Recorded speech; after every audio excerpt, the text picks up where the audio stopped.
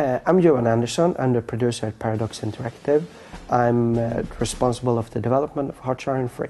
Hearts Iron III is a deep grand strategy game that plays on a world map covering about 15,000 provinces. You control units and move them around trying to fight and win the war for your faction, either the Axis, the Communists or the Allies. You also have control of the aspects of the game like politics, intelligence, diplomacy, production, technology, and many other details. Hearts Iron series is unique in its style because it's the only truly grand strategy game.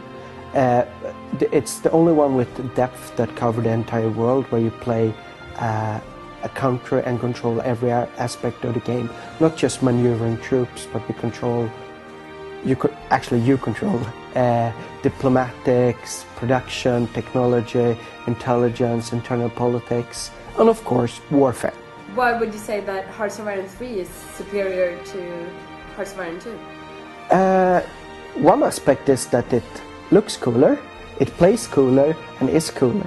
Well, seriously, I'm kind of proud about our new unit system, where it has this unit hierarchy, where you can you don't have to give orders, as an example, to every single little division, but you can say you want to control at a higher level. If you're playing at an army group, you just give order to that army group, take this objective, then the AI will control the units below it for you. That works out absolutely great when you're playing the game right now, and it makes the game completely unique compared to our previous games. I think the major difference is that we tried to make it more interesting for the veteran players, so that they get more things to do, like more of details, like deeper logistics, more units, bigger maps, more options at every gameplay.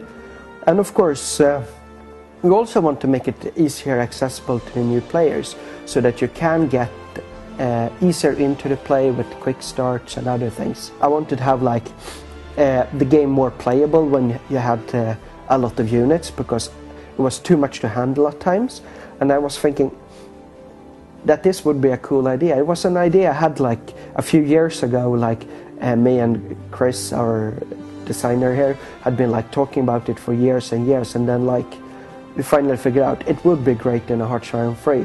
And since we were adding more features and more provinces to handle and more detail on units, it was a must to make the game not micromanagement as well. Will there be as many historical events as in the previous games? Yes and no. All the historical events from Hearts Iron 2 are in the game.